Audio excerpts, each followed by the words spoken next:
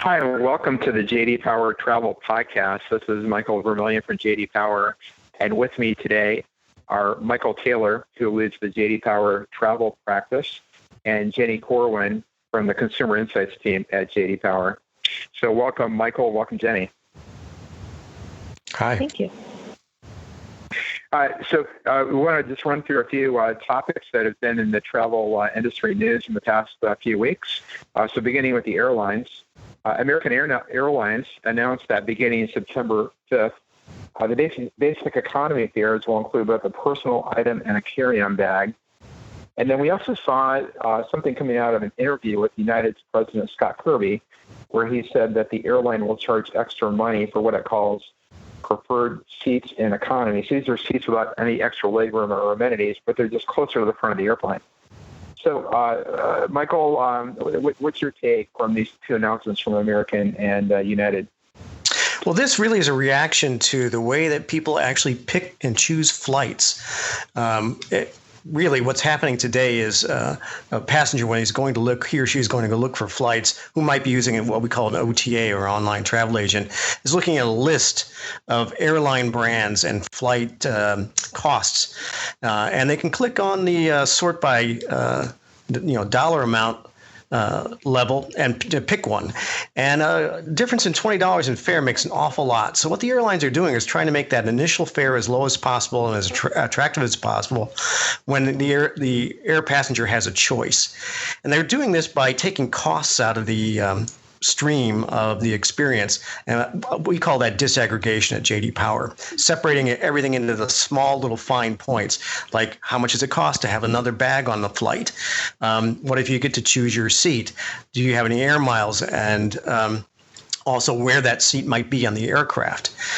So all those things, they're really just disaggregating and adding to the base price. So once you've chosen that base price, now they've got you on board, and they're going to look to see how much more revenue they can get out of you. And this is just a continuation of what we've seen with bag fees in the last 5 or 6 years, where the bag fee revenue stream for the airlines has become $1 billion with a B line item in revenue for them. Yeah, so Jenny, I think we also saw some news from JetBlue this week about announcing that it's raising its check bag fee. Yeah, they were one of the last airlines to add check bag fees, and now they've raised their check bag fee up from $25 to $30, so $5 increase there. But I think it goes to what Mike said there about being $1 billion piece of the industry. Yeah, and just some of the data that we've seen in our airline study has shown that the effect of, the satisfaction effect of being charged for a bag has gotten less over the last 4 or 5 years, but it's certainly not zero. There is a significant dissatisfaction with having to pay for that bag now, which accounts for some of the changes in some of the airline scores, especially with JetBlue. Okay, moving on to hospitality. In the news recently was some news about Airbnb. So we're hearing that business travelers have become an increasingly important part of Airbnb's business. The company said, I think it's in a blog post, that Airbnb for Work has seen bookings triple in both 16 and 17, and now Airbnb for Work accounts for 15% of all bookings. So, Jenny, is that a surprise, number one? And number two, what's the message for the hospitality industry? Yeah, thanks, Mike. I don't think that's a surprise that it's 15% of their bookings are coming from business bookings. But when you read into the blog post and the article a little more, you see that the actual business bookings are a 40-40-20 split between large corporations at 40%, startups at 40%, mid-sized companies at 20%. So the surprise there, for me at least, and I think for the rest of the hospitality industry, is going to be that 40% of the business bookings are coming from large corporations. Those are traditionally the high-value customers in the hotel space. Those are usually the people who have the contracts and the corporate rates with hoteliers. So to see that some of that business is starting to merge over to Airbnb for Work is a little bit more interesting and surprising. I can see some of the benefits that they mention that they're touting for businesses is they have this, each individual employee is going to have their own private space, but you still have these collaborative spaces. So it is a bit enticing in terms of keeping everybody in a similar area and yet still having a nice quiet space to collaborate. I think for the hospitality industry as a whole, so it's definitely something to pay attention to. Not that they haven't been paying attention to Airbnb in the past. But particularly the extended stay segment, I think this is going to be more affecting those brands specifically, just because when you think about using Airbnb for work for employees who may be relocating or who are on long-term assignment in a specific area, those are the guests who would normally stay at an extended stay hotel specifically catered to a long-term business guest. And so I think Airbnb may be offering them an opportunity to be more immersed in the community, as well as actually take an active participation in the area around them, especially if they're looking to relocate. So those are the kinds of things that I think the extended stay properties are going to want to look to start being able to include and make sure they're being competitive in that area.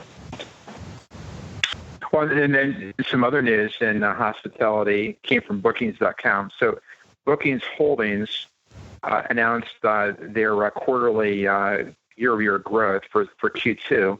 And this is in terms of a common room nights booked. That came at 12% in Q2.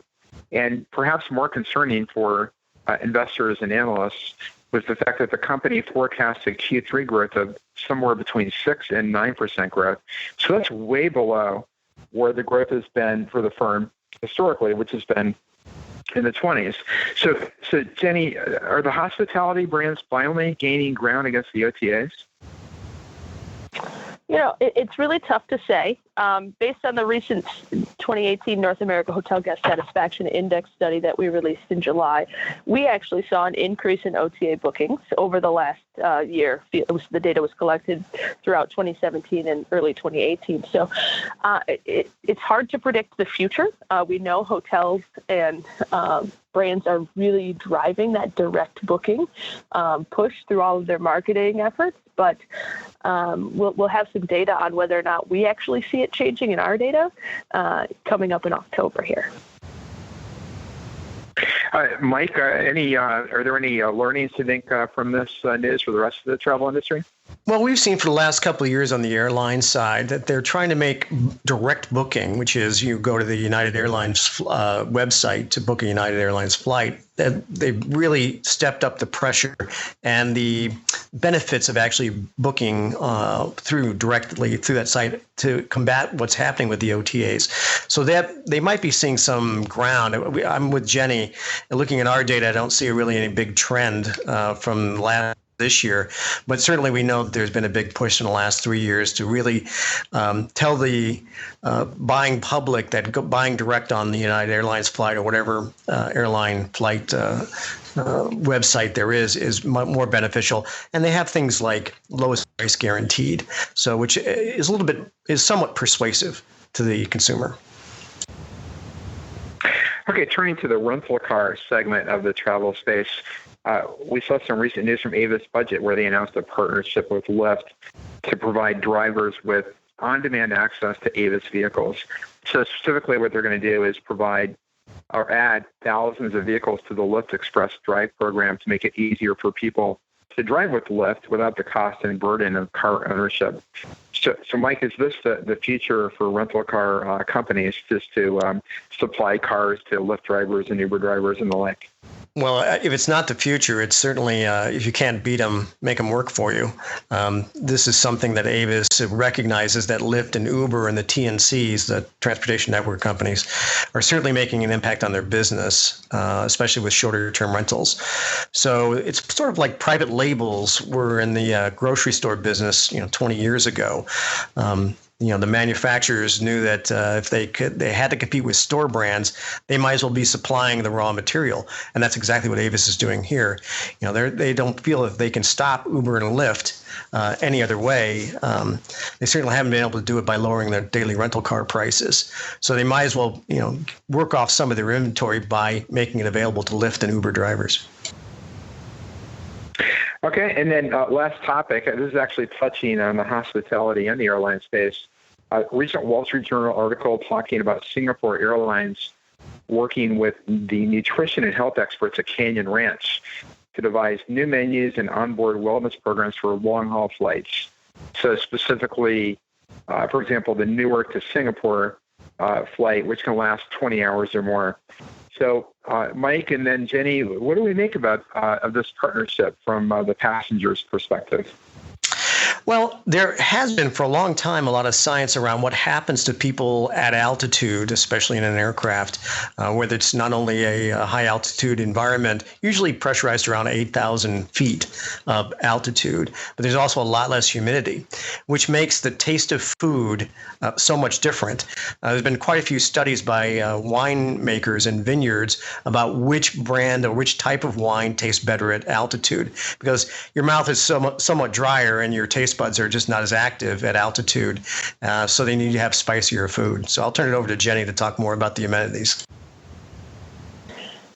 Yeah, I think from a guest standpoint, and I guess we can call them a guest at this point instead of just a passenger, right? I think this partnership really does signify a different kind of partnership for airlines and hospitality companies. For a long time, we have seen partnerships between hoteliers and airlines, but Canyon Ranch is much more focused on health and wellness.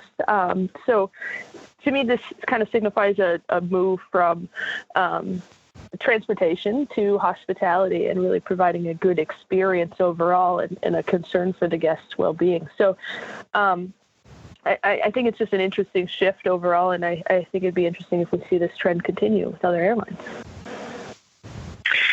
Well, Michael and Jenny, another great travel podcast has come to an end, so thank you very much for joining us today. And You're quite welcome. For all of you and for all of you listening to the JD Power Travel Podcast, thanks for joining us, and we'll see you next time.